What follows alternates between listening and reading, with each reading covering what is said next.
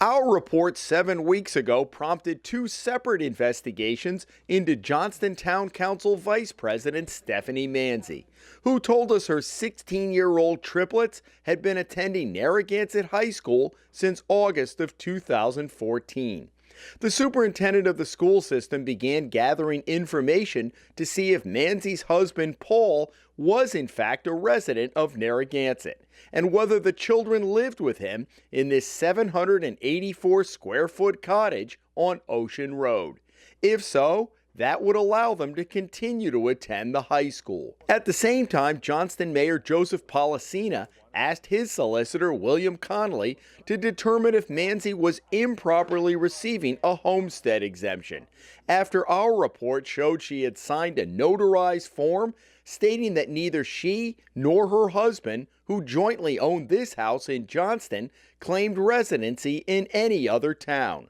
Councilwoman Manzi told us in our interview that her husband was a resident of Narragansett, even though they were not divorced or separated. I know it took a couple of weeks, but sometimes, my solicitor does his due diligence. It wasn't made a quick, willy-nilly decision, and here's the decision. Policina told us this week Connolly advised that based on his research, the Manzis were not entitled to the homestead exemption, which gives residents a 20% break on their property taxes. As you can see, the report is lengthy. There's probably over 100+ pages. In a 7-page memo with dozens of pages of supporting documentation, the solicitor also said that according to the homestead recertification that Manzi voted for as a councilwoman and signed as a resident last year, she would have to repay the town with penalties and interest. There's no double standards in my administration. We would have done this for anybody else, whether they're elected official or not. There were a lot of people out there, Jim, I know, that thought it was going to get, like pushed under the table. But we don't do that here. I mean, whether you like me or not, okay, I may be a lot of things, but one thing this administration is honest. And we don't have any double standards here. We treat everybody equally and fairly, so they can eat the words now. Because, as I said, we don't do things like that here. That's the old Johnston. The town's tax assessor calculated that Councilwoman Manzi would have to reimburse the town $1,765 for the homestead exemption she received, including interest and penalties.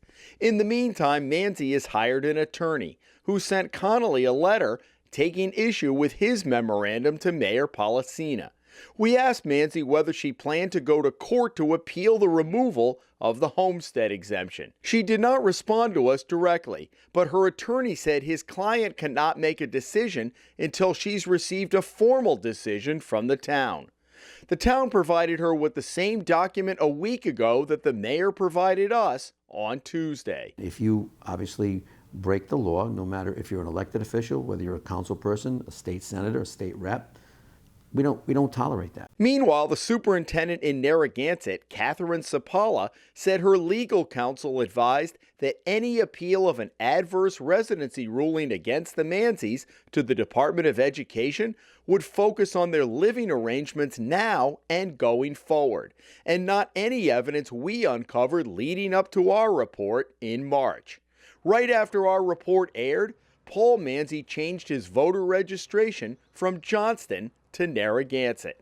Superintendent Sapala told us that documents provided by the Manzis show that Mr. Manzi is living in the cottage with his 3 children, although they acknowledged the children had been in Johnston because Councilwoman Manzi has had some health issues. And Paul Manzi, who is a police officer at Rhode Island College, had a work schedule that didn't allow him to get to Narragansett some nights, so the children stayed in Johnston.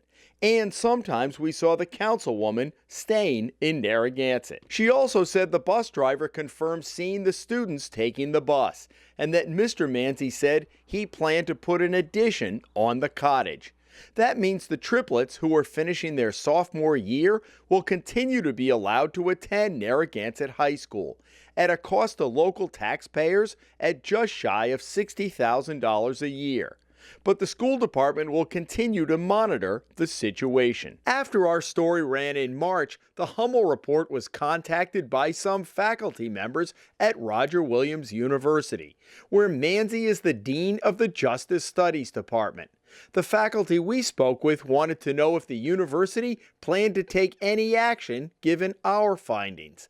President Donald Farish told the Hummel Report this week that, quote, the allegations are pretty serious. He added that the university plans to do its own investigation concerning Dean Manzi. Back in Johnston, the mayor said he believes removing the homestead exemption is an adequate penalty. I had some people approach me and say they have handled cases that if somebody signs a form in front of a public official and it's notarized and it's false information and knowing false information, why aren't they being prosecuted criminally? That's a good question. You know, once again, even if it was Jim Smith or Mary Jones, I don't want to put people in jail.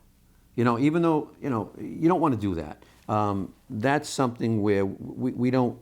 I don't get any satisfaction out of trying to prosecute somebody criminally. As long as they pay back what they owe, and they adhere to the rules, and they lose the homestead, I'm satisfied. In Johnston, Jim Hummel for the Hummel Report.